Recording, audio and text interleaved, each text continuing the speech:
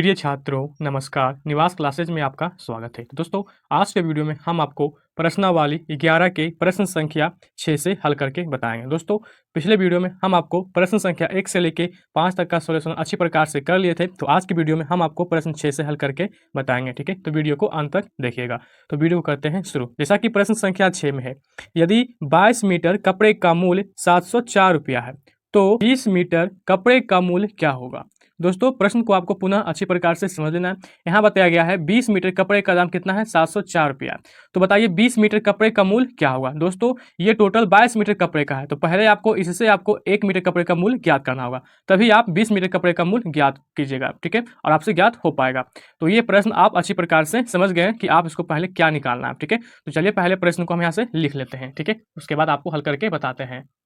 तो आपको अपनी कॉपी पे इसी तरह से प्रश्न को आपको पहले लिख लेना है, जैसा कि प्रश्न में बताया गया था 22 मीटर कपड़े का मूल्य 704 रुपया था। ठीक है, तो यहाँ से आपको पहले 1 मीटर कपड़े का मूल्य ज्ञात करना है, इसीलिए हम यहाँ पे लिखे हैं 1 मीटर कपड़े का मूल्य बराबर 704, ठीक है, बटा में 22। अब इसको हल कीजिएगा तो यहाँ से 1 मीटर कपड़े का दाम आ जाएगा। ठीक है, तो अब आपको ज्ञात करना है 20 मीटर कपड़े का मूल्य। ये डॉट डॉट का मतलब होता है ये सेम यहाँ से लिख दिया गया है 20 मीटर कपड़े का मूल्य बराबर। ठीक है, तो ये आप समझ गए। आपको अपने कॉपी पे इसको पूरा लाइन यहाँ से लिखना है। ठीक है, तो अब आपको 20 मीटर कपड़े का दाम ज्ञात करना है। तो टोटल हो जाएगा यहाँ पे 704 बटा में 22। ठीक है, ये 1 मीटर कपड़े का दाम गुना 20 मीटर का। ठीक है, अब आपको इसको काट देना है, तो इसको काटिएगा तो यहाँ हो जाएगा 11 दूनी 22 और ये हो जाएगा 10 दूना 20। ठीक है, अब आपको इसको यहाँ से काटना है, तो हो जाएगा यहाँ पे 11 गुना 64। ठीक है, 11 को 64 बारी काटिएगा 704 आ जाएगा। ठीक है, अब यहाँ से नीचे कुछ भी मान नहीं है, तो यहाँ केवल 10 है और गुना में 64 है, तो इसको गुना कीजिएगा, इसका राइट आंसर आ जाएगा 64 गुना 10 कीजिएगा तो 640।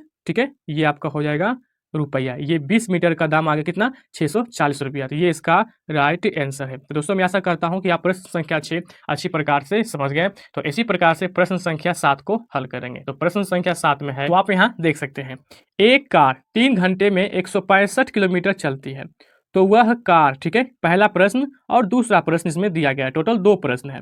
ठीक है, पुनः प्रश्न को समझिए। एक कार जो है 3 घंटे में 165 किलोमीटर चलती है, तो प्रश्न 1 के अनुसार में दिया गया है 440 किलोमीटर की दूरी कितने समय में तय करेगी। यहाँ समय में दिया गया है। ठीक है, तो यहाँ से पहले आपको यहाँ 3 घंटे में दिया गया है, तो पहले 1 घंटा का निकालना होगा। ठीक है, तो चलिए इसको पहले निकाल लेते हैं और प्रश्न को लिख लेते हैं। ठीक है, तो आपको सबसे पहले अपनी कॉपी पे प्रश्न को इस प्रकार से लिख लेना है, जैसा कि हम यहाँ पे लिख रखा है। ठीक है, तो यहाँ लिखे हैं कार द्वारा 3 घंटे में तय की गई कुल दूरी 165 किलोमीटर था। ठीक है, तो पहले यहाँ से हमें 1 किमी दूरी तय करने का समय निकाल लिए, जो कि 3 बटा 165 घंटे हो जाएंगे। ये 1 मिनट का है, इतना तय कर लेता है। ठीक है, तो प्रश्न 1 में दिया गया था 440 किमी दूरी तय करने में कितना समय लगेगा। ठीक है, तो अब आपको पहले यहाँ से लिखना 1 किलोमीटर का लिख लेना है। ठीक है, तो यहाँ हो जाएगा 3 बटा 165 गुना, अब आपको टोटल 440 का करना है। ठीक है, तो यहाँ 440 लिखकर गुना कर देना है।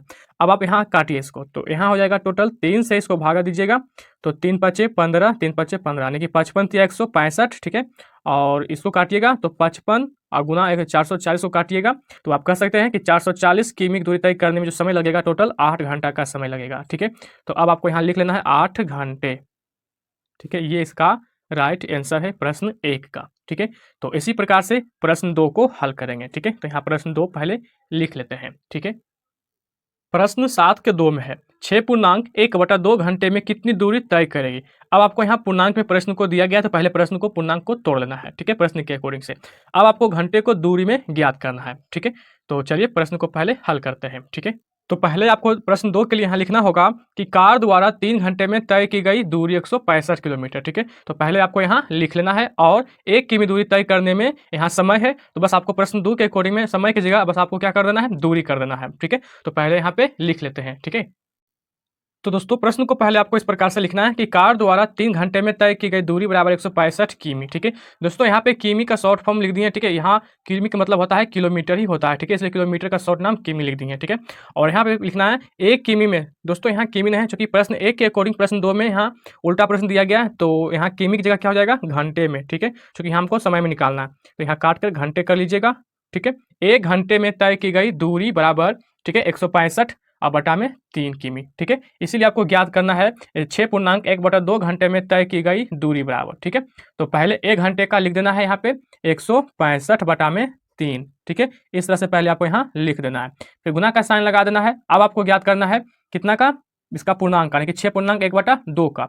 तो पहले पूर्णांक तोड़ लीजिए इसको, तो 6 दूनी 12 और 1 13, तो 13/2। तो बस आपको यहाँ लिख देना है 13/2, ठीक है। अब आपको इसको काट देना है, तो इसको काटिए। तो 3 गुना 165 काटना है, तो 3 पचे 15, ठीक है। और फिर से 3 पचे 15 हो जाएगा, यानी 55 तिया 165, ठीक है।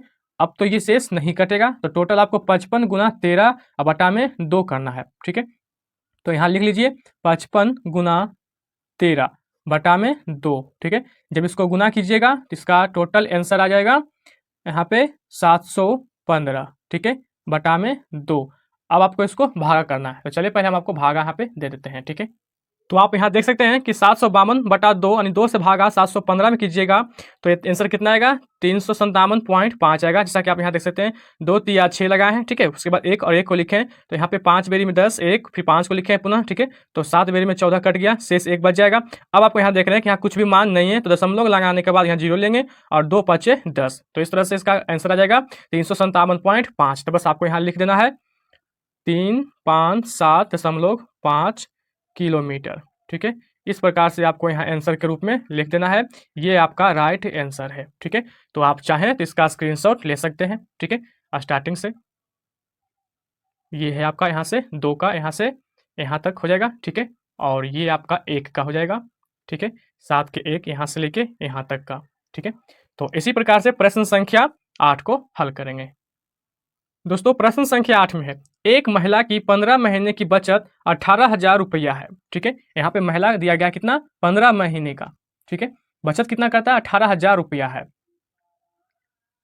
तो दोस्तों प्रश्न संख्या 8 में है, एक महिला की 15 महीने की बचत 18,000 रुपया है। तो प्रश्न ए और बी में देखिए, पहला ए में यानी कि उसकी 7 महीने की बचत क्या होगी। दोस्तों इस महिला को 15 महीने में आपको पहले प्रथम 7 महीने का बचत ज्ञात करना है, प्रश्न ए में, ठीक है। और प्रश्न बी में क्या दिया गया है, कितने महीने में उसकी बचत 30,000 रुपये होगी, और ये साथ ही आपको ज्ञात करना है, ठीक है। तो चलिए पहले हम आपको प्रश्न के अकॉर्डिंग ए को ज्ञात करके दिखाते हैं, ठीक है। तो दोस्तों पहले आपको इसी तरह से लिख लेना है जैसा कि प्रश्न में दिया गया था, महिला की 15 महीने की बचत 18,000 रुपया। तो इससे पहले आपको 1 महीने का बचत ज्ञात करना है, ठीक है। तो पहले 18,000 और बटे में 15, ये आपका आ गया कितना, 1 महीने का बचत। अब यहाँ से प्रश्न 1 में दिया गया है 7 महीने का बचत ज्ञात करना है, ठीक है। तो पहले 1 महीने का लिखना है यहाँ पे 18,000, ठीक है, बटा में 15। अब आपको 7 महीने का ज्ञात करना है, तो गुना कर दीजिए 7 महीने का, ठीक है। अब आपको 15 भागा 18,000, तो आप इसको काटिए 15 और 18,000 को, तो 15 एकम 15, ठीक है। तो बचेगा 3 और 0, 15 दूनी 30, यानी कि ये 1200, ठीक है, 1200 आएगा। अब 1200 गुना 7 कर दीजिए, तो टोटल बरसती 84, यानी कि ये हो जाएगा 8400 रुपया, ठीक है। ये टोटल 7 महीने की बचत करेगी कितना, 8400 रुपया, यानी कि 8,400 रुपया। तो ये इसका राइट आंसर हो जाएगा प्रश्न 1 का, ठीक है। तो मैं आशा करता हूं कि आप प्रश्न संख्या 8 के 1 अच्छी प्रकार से समझ गए, ठीक है। तो इसी प्रकार से प्रश्न संख्या 2 को भी आप समझिएगा, ठीक है। तो प्रश्न संख्या 2 आप पहले समझ लीजिए प्रश्न में क्या बताया गया है, ठीक है। यहाँ आप देख सकते हैं प्रश्न बी में, कितने महीने में उसकी बचत 30,000 रुपया होगी। कितने महीने में टोटल कितना हो जाएगा, 30,000 रुपया, ये आपको प्रश्न बी में ज्ञात करना है, ठीक है। तो प्रश्न आप समझ गए हैं। तो पहले आपको इस तरह से लिख लेना है, ठीक है, कि 18,000 रुपये बचत करने में लगा समय 15 महीने, जैसा कि प्रश्न में दिया गया था। 1 रुपया बचत करने में लगा समय 15/18,000 महीने करता है, यानी कि 1 रुपया कितना बचत करने समय लगा देता है, तो 15/18,000 रुपया, ठीक है। तो इसी तरह से आपको ज्ञात करना है प्रश्न 2 में कि 30,000 रुपया बचत करने में कितना वो समय ले लेगा, कितने महीने लगा देगा, ठीक है। तो पहले आपको 1 रुपये की बचत को लिखना है, तो यहाँ हो जाएगा 15/18,000, ठीक है, गुना ये आपका मान हो जाएगा यहाँ से 30,000, ठीक है। तो बस आपको इस तरह से लिख देना है।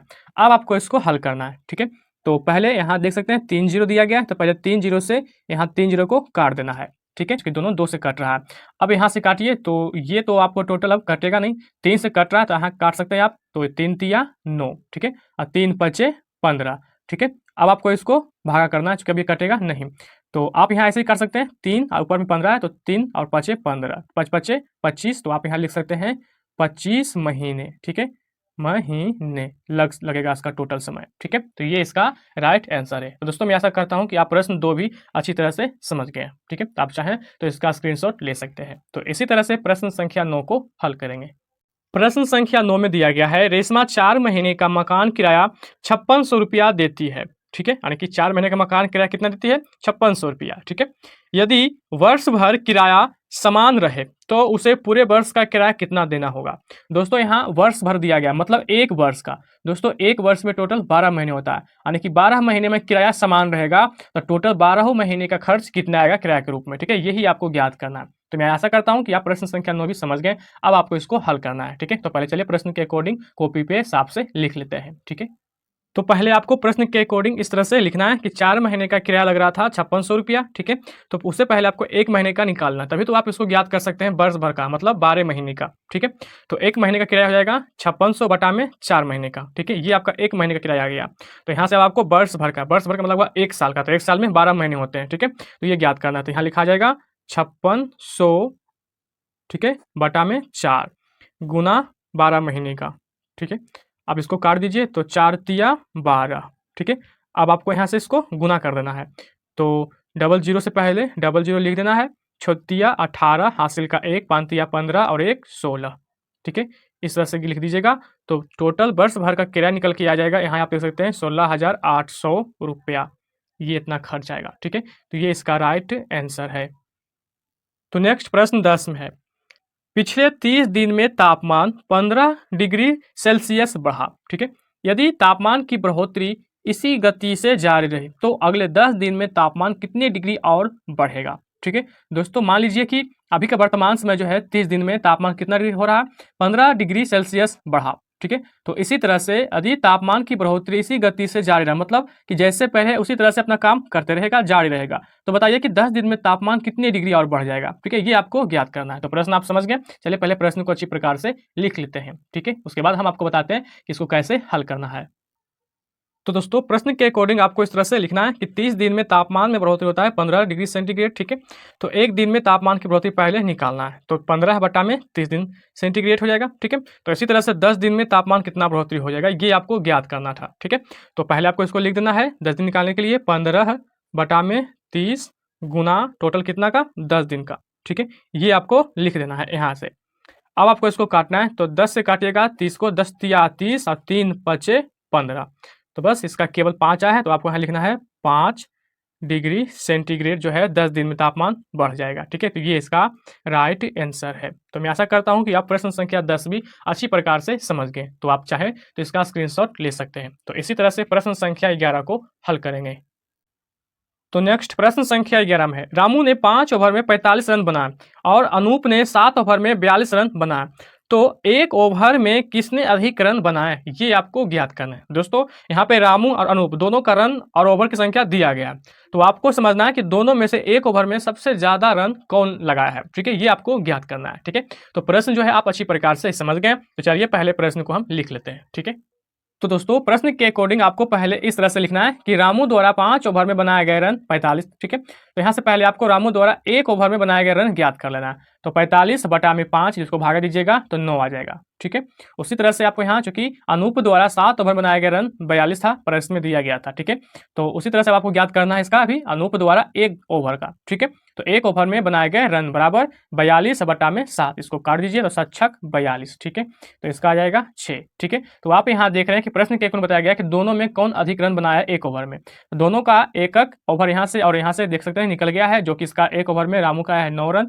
और इसका 1 ओवर में आया है 6 रन। तो ये दोनों में कौन अधिक हो गया है, तो आप तो बेशक बोलेंगे ये 9 ही है। ठीक है, तो यही तो आपको ज्ञात करना है कि दोनों में कौन 1 ओवर में अधिक रन ज्ञात किया है। तो बस आपको लिखना है यहाँ पे रामू। ठीक है, रामू ने अधिक 1 ओवर में रन बनाया। ठीक है, इस तरह से आपको भाषा क्लास लिख देना है। ठीक है, तो ये इसका राइट आंसर है। तो दोस्तों मैं आशा करता हूं कि आप प्रश्न संख्या 11 भी अच्छी प्रकार से समझ गए हैं, क्योंकि ये टॉपिक में प्रश्नावली 11 में टोटल 11 क्वेश्चन था, जो कि आज पूरा सॉल्व हो गया है। ठीक है, तो मैं आशा करता हूं कि आप प्रश्नावली 11 के सभी प्रश्न 1 से लेकर 11 तक के अच्छी प्रकार से समझ गए हैं। तो इसी तरह से और भी क्वेश्चन को अच्छी प्रकार से समझने का पूरा प्रयास करेंगे, और मेरा भी प्रयास रहेगा कि आप अच्छी प्रकार से क्लास 6ठी का गणित का सॉल्यूशन मेरे चैनल के माध्यम से आप अच्छी प्रकार से अध्ययन करते रहें। ठीक है, तो वीडियो को अंत तक देखने के लिए धन्यवाद।